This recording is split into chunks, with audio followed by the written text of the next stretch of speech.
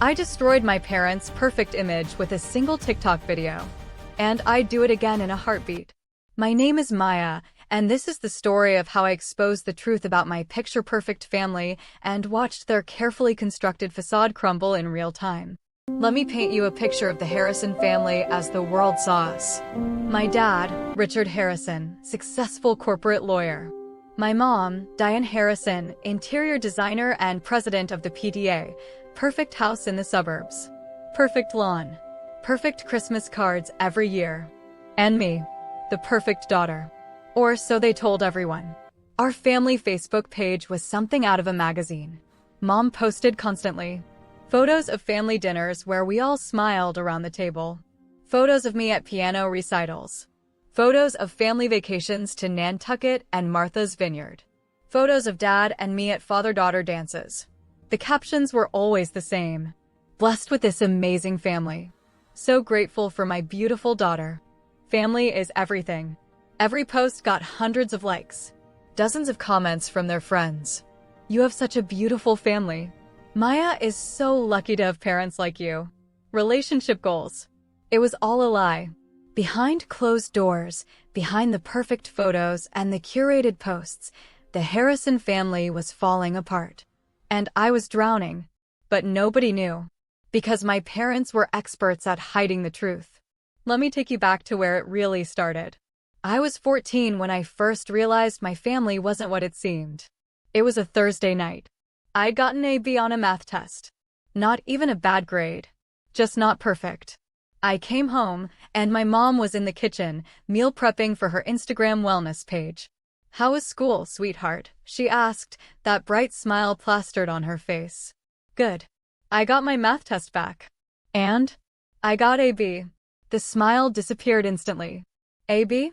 Maya, we talked about this. B's aren't acceptable. You're applying to Ivy League schools. They don't take students who get B's. Mom, I'm 14. I have 4 years before college applications. Which means you have 4 years to build a perfect transcript. This is unacceptable. My dad walked in, loosening his tie. What's unacceptable? Your daughter got a B in math.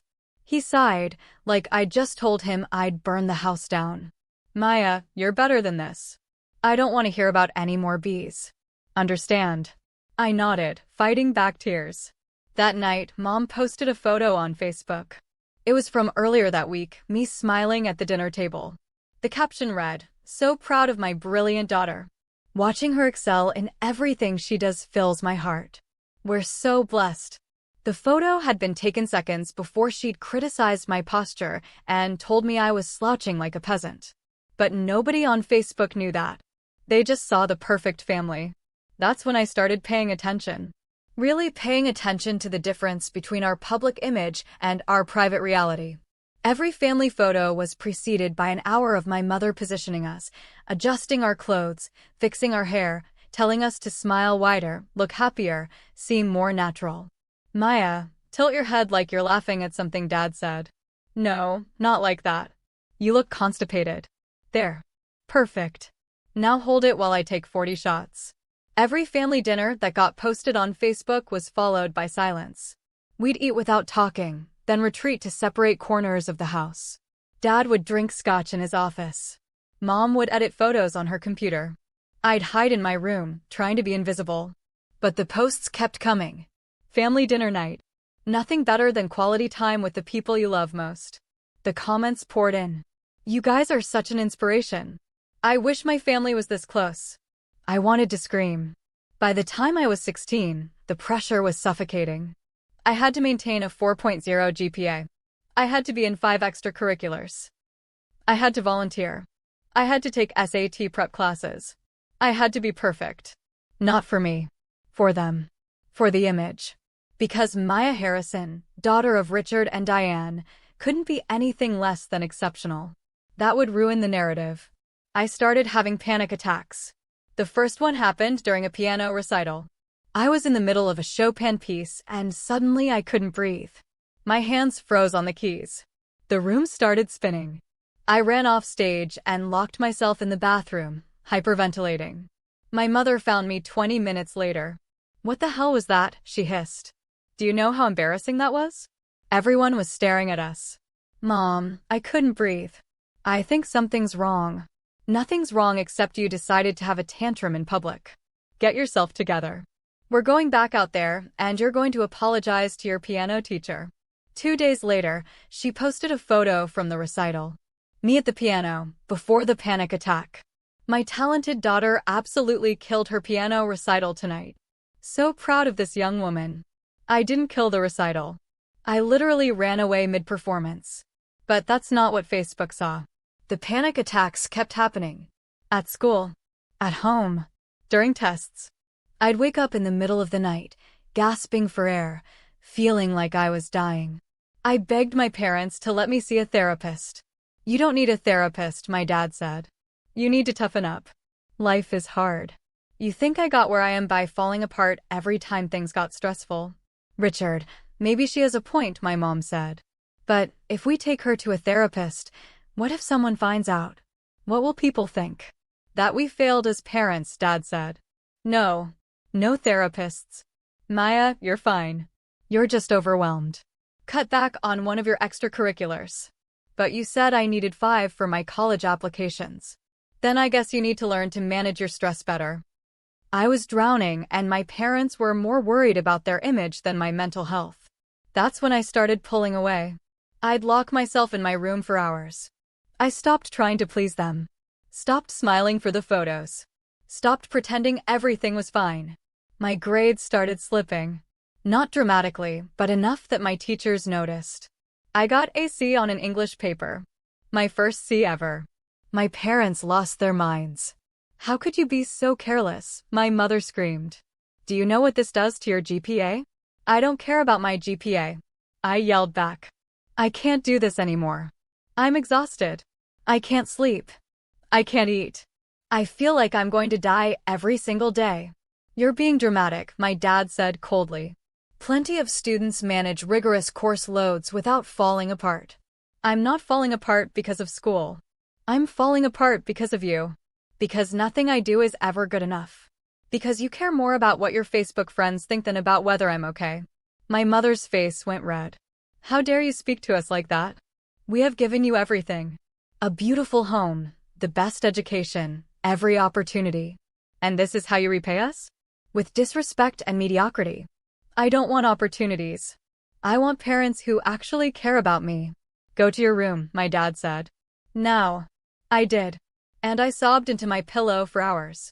The next day, my mom posted a throwback photo of us at the beach from when I was 12. Missing these carefree days with my baby girl. They grow up so fast. Cherish every moment, parents. The comments, such a beautiful photo. You two have such a special bond. Mother-daughter goals. I stared at that post, at the comments from people who had no idea what was really happening, and something inside me snapped. I was done hiding.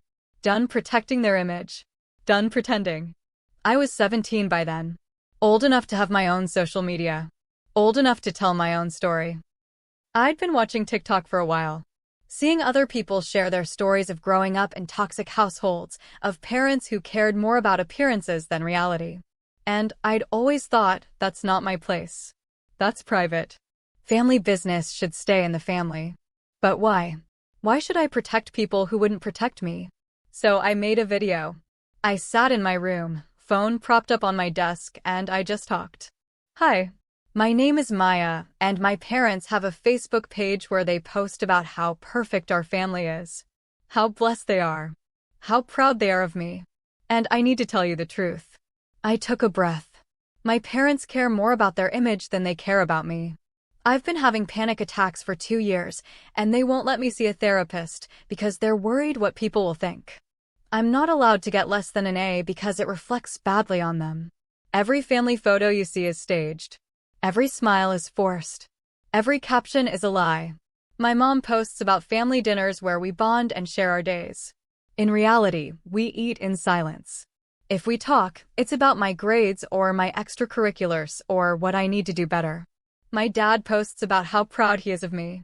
But he told me last week that I'm an embarrassment because I got a B+ on a chemistry test. This isn't a perfect family. This is a performance. And I'm tired of being a prop in someone else's narrative. I posted it without thinking. Just hit share and closed the app. I didn't expect anything to happen. Maybe a few views from random people. Maybe nothing at all. I went to sleep and forgot about it. When I woke up the next morning, my phone was on fire. The video had 300,000 views. And climbing. The comments were overwhelming. This is so brave. I relate to this so much. Your parents are toxic. Please tell me you're okay. Someone send help to this girl. My heart was racing. 300,000 people had seen me. Had heard me. Had believed me. I checked my mom's Facebook. She'd posted that morning a photo of her morning coffee with a gratitude caption. The comments were different than usual. Maybe focus less on Instagram and more on your daughter. Did you see Maya's TikTok? Yikes. This you, with a screenshot of my video. I felt a surge of panic. And then satisfaction. And then fear. My phone buzzed. My mom calling. I didn't answer. She called again. And again. Finally, I answered. Get downstairs. Now. Her voice was shaking with rage. I went downstairs. Both my parents were in the kitchen, my mom's phone on the counter between them. What the hell is this? My dad demanded, playing my TikTok video. It's the truth. The truth. My mother's voice was shrill. You went on social media and humiliated us. Do you know how many people have seen this? About 500,000 by now, I think. This isn't funny, Maya. You've destroyed our reputation. My friends are texting me. Your father's colleagues are calling. Everyone thinks we're terrible parents. Maybe because you are. My dad stepped forward. You have no idea what we've sacrificed for you. The money we've spent on your education, your lessons, your opportunities. And this is how you repay us? By airing our private business to strangers on the internet. It stopped being private the second you started posting lies about our family on Facebook. You made our life public. I just told the truth about it. Take it down, my mother demanded. Right now. Delete it. No. Maya, I'm not asking. Delete that video. Or what? You'll punish me? Ground me? You're already making my life miserable. What else can you do? My dad's face was bright red. You're going to regret this. The only thing I regret is not doing it sooner. I went back to my room and checked TikTok. The video was at 800,000 views. And people were finding my mother's Facebook page. Her recent posts were getting bombarded with comments. This you pretending your family is perfect while your daughter has untreated panic attacks? Imagine caring more about Facebook likes than your child's mental health. Maya deserves better. My mom started deleting comments. Then she made her profile private. Then she deleted her Facebook entirely. But it was too late. Screenshots were everywhere. People had recorded her posts before she could delete them.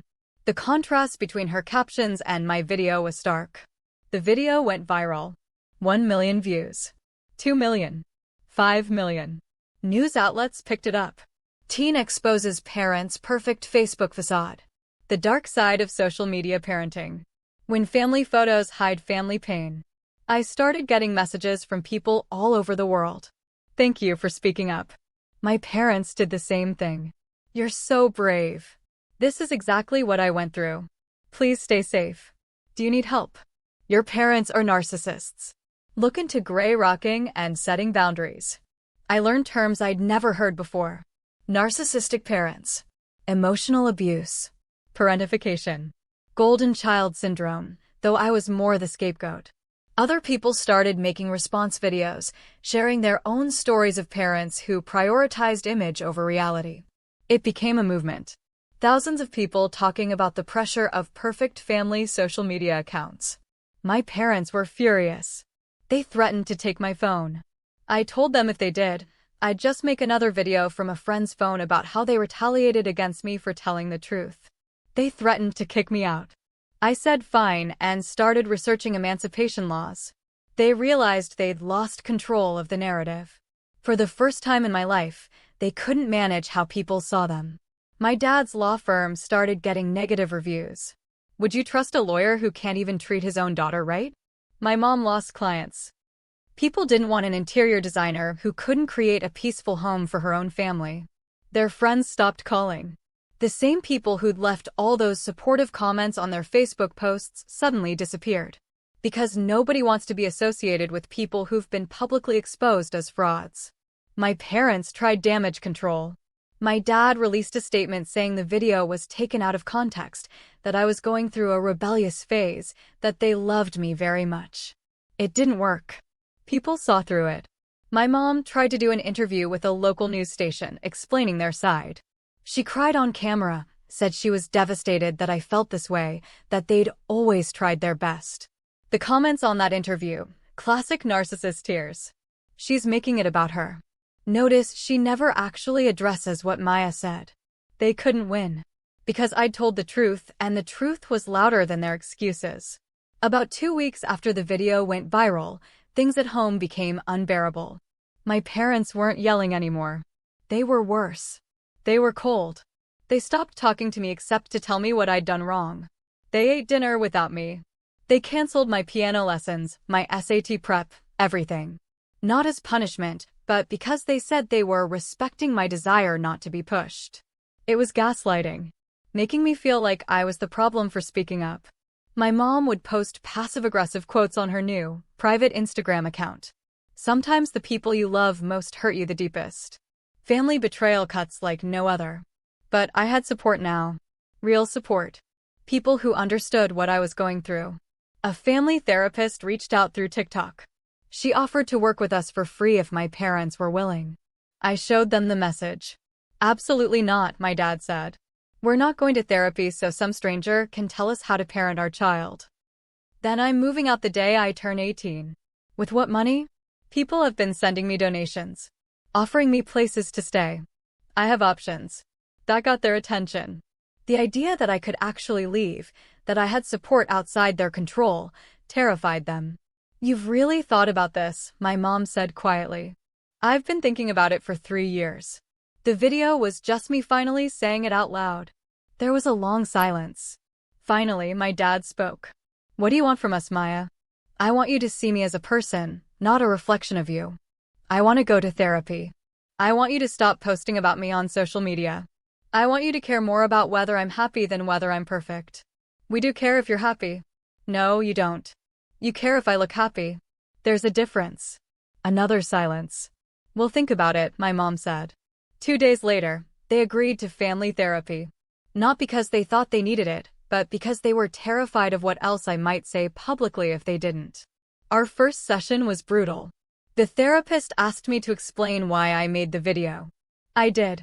My parents sat there, arms crossed, defensive. Then the therapist asked them how they felt about what I'd said. Betrayed, my dad said immediately.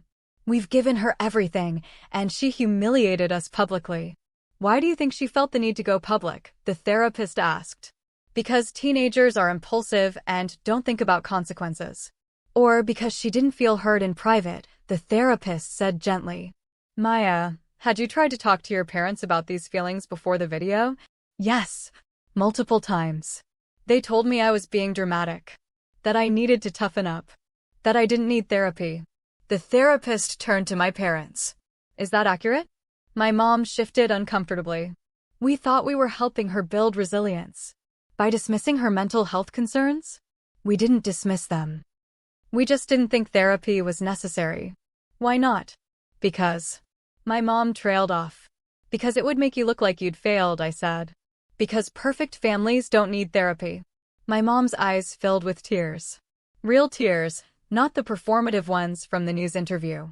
Is that true? The therapist asked. My mom nodded slowly. I grew up in a family where we didn't talk about feelings. Where we just pushed through. And I thought that was strength. I thought I was teaching Maya to be strong. But strength isn't the same as suppression, the therapist said. Strength is being able to acknowledge when something's wrong and ask for help. Maya actually demonstrated enormous strength by speaking up. My dad was quiet for a long time. Then he said, I didn't realize how bad it was. I thought she was just stressed about school. I didn't know she was having panic attacks. Because you didn't ask, I said. You told me to toughen up and never followed up. He looked at me, really looked at me, maybe for the first time in years. I'm sorry. It wasn't much. 2 words. But it was a start. We did therapy every week for months. It was hard. There were sessions where we just yelled at each other. Sessions where my parents walked out. Sessions where I cried so hard I couldn't speak. But slowly, things started to change. My parents started listening. Actually listening, not just waiting for their turn to talk. They apologized. Multiple times. For the pressure, the dismissiveness, the prioritizing of image over my well-being.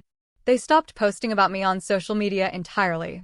My mom even wrote a public apology on her new Instagram, admitting she'd been wrong, that she'd valued perception over reality, that she was working on being better. The comments were mixed. Some people supported her growth. Others said it was too little too late. But at least she tried. My dad had a breakthrough in therapy when the therapist asked him why he needed me to be perfect.